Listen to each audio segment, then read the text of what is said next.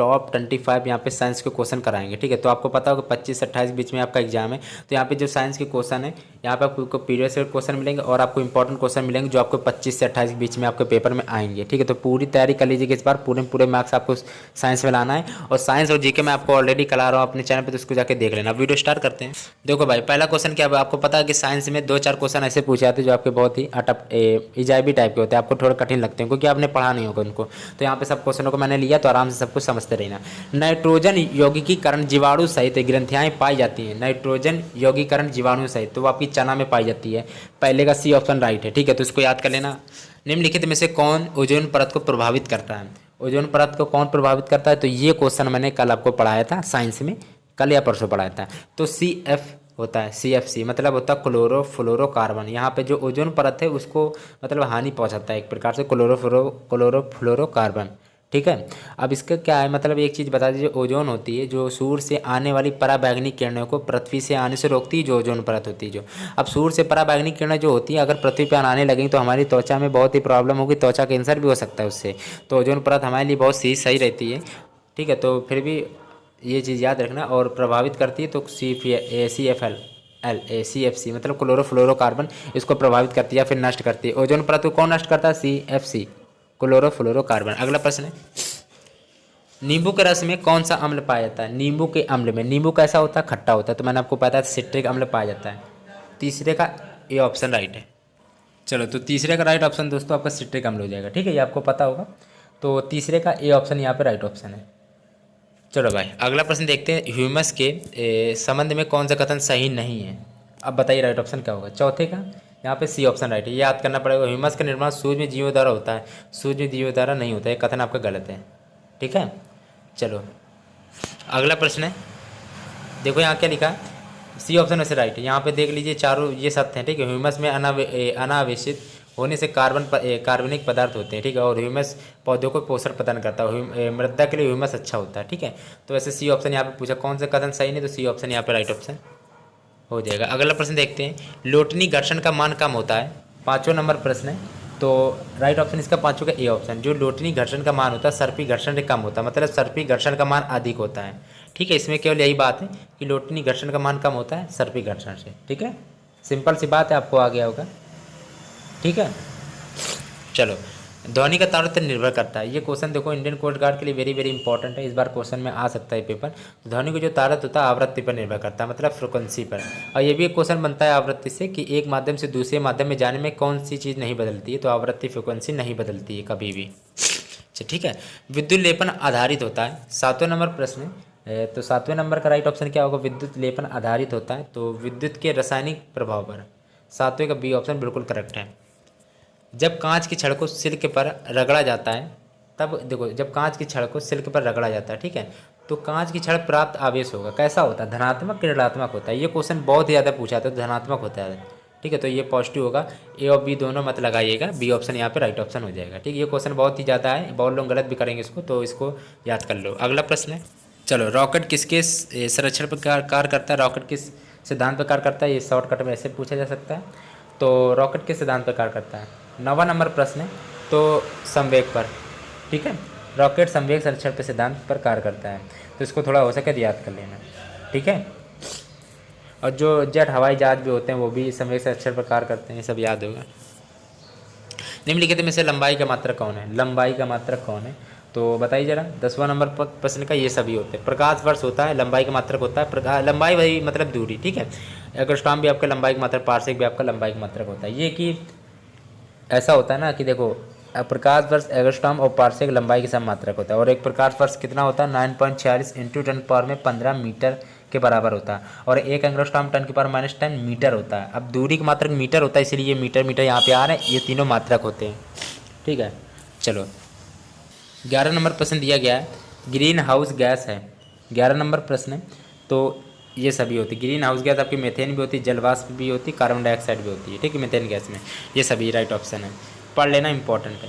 ठोस अवस्था से सीधे गैस अवस्था में बदलना क्या कहलाता है? ठोस अवस्था सीधे गैस अवस्था में प्रतिदिन उद्रपातन का पूर्व उदाहरण है। ठीक है, अगला प्रश्न है दोस्तों, देखते हैं। ठीक है, चलो अब ये कि साइंस क्वेश्चन मैंने करा दिए, साइंस और जीके इंडियन कोस्ट गार्ड के। अगर आपने अभी तक नहीं देखा तो इसको जाके देख लेना, चैनल सब्सक्राइब कर लेना। और हाँ, सबसे इंपॉर्टेंट बात वीडियो के बीच में बताएंगे, बहुत जरूरी बात है, ठीक है। किसी वस्तु का गुरुत्व केंद्र वह बिंदु है जिस पर, पहले का राइट ऑप्शन यहाँ पे सी पार्ट है, जिस पर वस्तु का जो समस्त भार कार्य करता है। किसी वस्तु का जो गुरुत्व केंद्र वही होता है केंद्र, वो जो समस्त भार कार्य करता है उसका, ठीक है। अगला प्रश्न है बल आपका यहाँ पे दिया गया, देखो या जो दूसरा नंबर जो प्रश्न, इसमें थोड़ा हम रुकेंगे क्योंकि इंडियन कोस्ट गार्ड में यह क्वेश्चन आपका 100% इस बार पेपर में आ सकता है। बल आगुण और जरूरत आगुण क्वेश्चन आप बन सकता है कि क्या क्या होता है, बहुत इंपॉर्टेंट क्वेश्चन है। तो अब स्टार्ट करते हैं। देखो बल आगुण का अगर पूछे मात्रा क्या होता है तो सिंपल से न्यूटन मीटर होता है, क्योंकि बल आगुण का जो बल आगुण को टाउ से डिनोट करते हैं, और होता सूत्र क्या था, एफ आर होता है, ठीक है। तो एफ से न्यूटन हो गया, बल का मात्रा न्यूटन, आर से दूरी हो गया, तो बल का जो यूनिट होती है M L T minus two होती थी केवल। अब यहाँ आर भी जुड़ गया तो एल, तो हो गया आपका M L two T minus two, मतलब ये होती है बल आगुण की वीमा, M L two T minus two होती है वीमा, और मात्रक होता है न्यूटन मीटर, और इसकी सूत्र होता है टाउ बराबर एफ आर। ये भी होता है कि देखो सूत्र कभी लिख देते हैं, अगर कोई कोण होने पर, मतलब कोई थीटा कोण देने पर बल आगुण बताएं तो टाउ बराबर एफ आर साइन थीटा होता है, ठीक है दोस्तों, बस ये चीज़ याद रखना। और ये जड़त आगुण के बारे में थोड़ा बताएंगे, जल्दी जल्दी सुन लो। जड़त आगुण से केवल एक क्वेश्चन यहाँ पे आपका बन सकता है कि जड़त आगुण में ये पूछा गया था, आपसे मैं ये पूछूंगा नहीं वैसे, क्योंकि क्वेश्चन अगर पेपर में आ गया तो कमेंट में नहीं पूछूंगा, ठीक है। जड़त आगुण सदिश है कि अदिश है, क्या है, तो जड़त आगुण ना सदिश है ना अदिश है भाइयों, ठीक है। जड़त आगुण ना सदिश है ना अदिश है, और जड़त आगुण का जो मात्रक होता है किलोग्राम मीटर स्क्वायर होता है, ठीक है। और जड़त आगुण का बीमा सूत्र पूछा गया था तो ml2 होता है, ना सदिश ना अदिश है जड़त आगुण, ठीक है, याद कर लेना प्लीज़ हो सके तो, क्योंकि इंपॉर्टेंट है। ओम निम्नलिखित में से किसका मात्रक है, तीसरा नंबर प्रश्न है। तो ओम निम्नलिखित में किसका मात्रक है, तो विद्युत प्रतिरोध का है, विद्युत प्रतिरोध का, ठीक है। आवर्तकाल भाई सबसे इंपॉर्टेंट क्वेश्चन 100% नहीं आ सकता है, मतलब देखो 100% इसलिए कह देते हैं ना कि मतलब ये होता है ना 99% आने के चांस है, ठीक, क्योंकि देखो 100% इसलिए कर लेते हैं कि अगर चांस अगर पेपर में आ गया तो आप लोगों को नुकसान ना हो, ठीक है। आप ही के लिए कह रहे हैं, आप ही के लिए कह रहे हैं केवल, ठीक है। चलो भाई, तो टी और डब्ल्यू में कोई संबंध अगर आता हो तो बताइए जरा। चौथा नंबर प्रश्न तो आपने पढ़ा होगा, टी बराबर होता है 2π/w, ये सुधा याद कर लो बात, ठीक है। यहाँ पे ये वहाँ पे ये कि कभी कदार का ऐसे लिख के आ जाए कि WT बराबर 2π, ऐसे कुछ उल्टा करके इसी को लिख के आ जाएगा, लेकिन होता है सूत्र यही है, टी बराबर 2π में, सॉरी ये W नहीं होता, ओमेगा होता है, ठीक है, ओमेगा होता है कोणीय वेग। अगला प्रश्न है OTE का पूरा नाम क्या है, फुल फॉर्म, पाँचवा नंबर प्रश्न है। तो OTE का फुल फॉर्म होता है ओशियन थर्मल एनर्जी, बहुत ही इंपॉर्टेंट क्वेश्चन है, इसको टिक लगा भाई, सब क्वेश्चन आपके इंपॉर्टेंट मैंने लिए हैं। जल की विशिष्ट ऊष्मा, भाई ये सरल क्वेश्चन है लेकिन बहुत ही ज़्यादा इंपॉर्टेंट क्वेश्चन है। देखो भाई मैं खुद बार बार नहीं बोलूँगा, अब लास्ट बार बोला, इंडियन क्वेश्चन के यहाँ इंडियन कोस्ट गार्ड के यहाँ पे पीरियड सेट के क्वेश्चन आपको मिले हैं, देखने को मिलेंगे, तो याद करो जल की विशिष्ट ऊष्मा क्या है। छठा नंबर प्रश्न है 4.18 होता है वैसे, 4.18 जूल पर ग्राम डिग्री सेल्सियस होता है, याद कर लेना। हाँ ये चीज़ याद कर लेना कि जूल होता है, ठीक है, जूल, इसमें किलो किलो है वो सब नहीं, जूल पर ग्राम भी होता है, याद कर लेना, ठीक है, गलती ना करना। निम्नलिखित में से कौन सा सदिश राशि है, हमने आपको एक ट्रिक बताई थी सदिश पहचानने की, वो चलो अभी बता देंगे, ठीक है। सातवें का राइट ऑप्शन क्या होगा, बी ऑप्शन। हमने बताया था अगर वाह आ जाए पूरा वाह तो वो सदिश राशि होती है, ठीक है, या रूल 95% पर फॉलो होता है, ठीक है। वाह आए तो सदिश राशि है, ठीक है, अगर ना आए तो मतलब ऐसी राशि है, तो जैसे कि पूरा वाह आए केवल, ठीक है, तो वो आपके सदिश राशि है। तो ये कि कहीं कहीं फॉलो होता है, ये तो वैसे आ आया इसमें तो अदिश राशि, ये भी ऐसे याद कर लो। अगर आ और वाह दोनों साथ में आते तो आ की प्रोबेबिलिटी ज़्यादा है तो उसको अदिश मानना, ठीक है, सदिश मत मानना। वाह आया तो यहाँ पे सदिश राशि है, और ये आया तो मतलब अदिश राशि है, और ये अदिश राशि अदिश राशि है। अगला प्रश्न है धातु के रेखीय प्रसार, ये बहुत इंपॉर्टेंट क्वेश्चन है, इसको लगा लो इंपॉर्टेंट। धातु के रेखीय प्रसार गुणांक, क्षेत्रीय प्रसार गुणांक तथा आयतन प्रसार गुणांक का अनुपात क्या होता है, ये क्वेश्चन बहुत ज़्यादा पूछा जाता है, तो 1 2 3 होता है, ठीक है। अब ऐसा कर लेना आप लोग, रेखी के लिए 1 होता है, ऐसे याद कर लो, क्षेत्रीय के लिए 2 होता है, आयतन के लिए 3 होता है। अगर उल्टा कर दिया जाए तो आप लोगों को ये भी चेंज करना पड़ेगा फिर, ठीक है। इस बार पेपर में क्या था कि उल्टा लिख के आया था भाई, देखो पेपर ऐसे होता सिंपल लेकिन घुमा के दे दिया जाता है क्वेश्चन, ठीक है।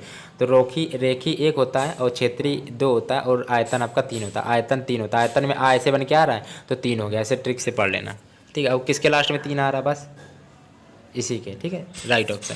थोड़ा पढ़ लेना, ठीक है। एक अश्व शक्ति किसके कितने वाट के बराबर होता है, ये भी क्वेश्चन घुमा के दिया गया था, तो आपको ये बताएंगे। 9 सी ऑप्शन।